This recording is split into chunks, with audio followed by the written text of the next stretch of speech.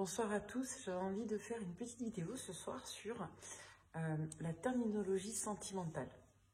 Alors la terminologie sentimentale, c'est l'étude et la considération des termes qui concernent la vie sentimentale.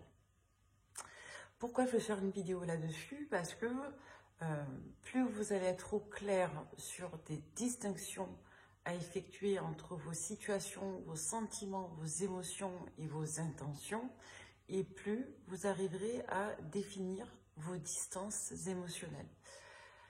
La distance émotionnelle, c'est votre capacité à positionner du recul en matière de pensée, de conscience et de positionnement vis-à-vis de vos émotions.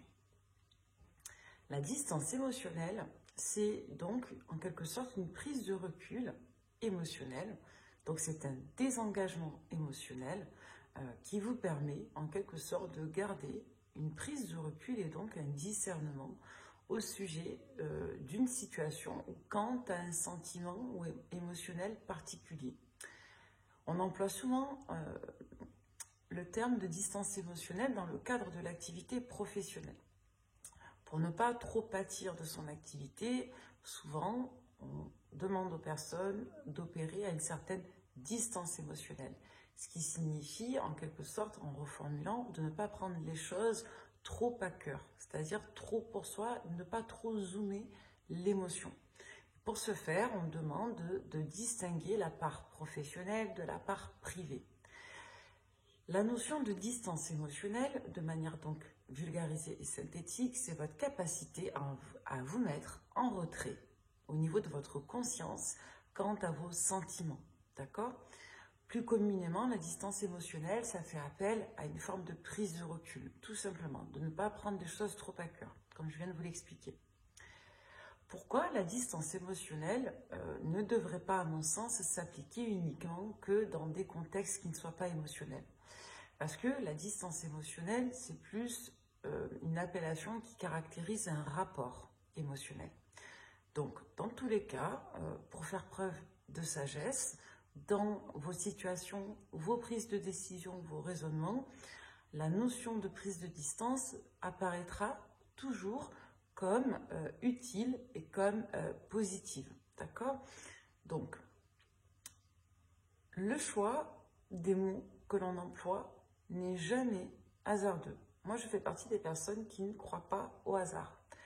Dans le sens où, que ce soit au niveau de notre langage corporel, verbal et je dirais notre langage interrelationnel les uns par rapport aux autres, on a toujours un point de corrélation entre ce qui est verbalement exprimé, ce qui est physiquement renvoyé et je dirais notre état d'être intérieur. Lorsque vous employez un mot, vous avez tendance à l'associer à un champ thématique.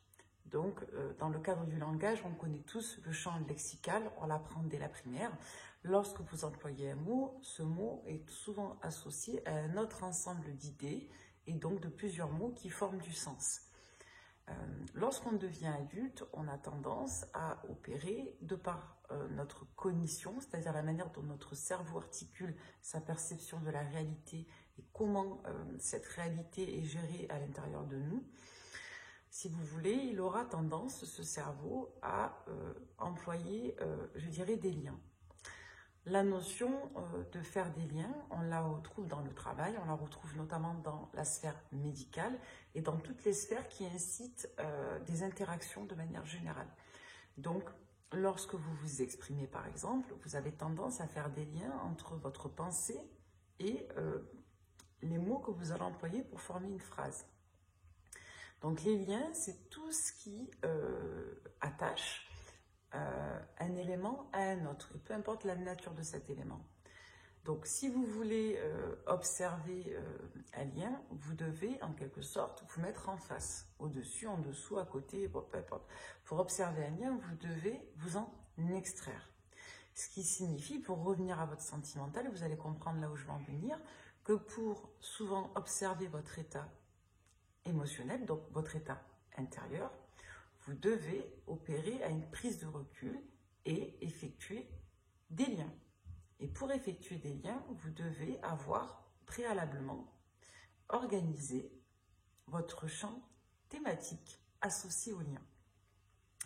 Donc, en somme, lorsque vous souhaitez prendre recul quant à une situation que vous vivez, vous devez en premier lieu identifier cette situation pour pouvoir identifier les émotions associées à l'intérieur de vous toujours et par la suite pouvoir effectuer des liens entre les différents enjeux émotionnels et interrelationnels qui se jouent. Aujourd'hui, je vais aborder des termes assez ordinaires, mais très vulgarisés car mal associés. Par exemple, on emploie souvent le terme de relation.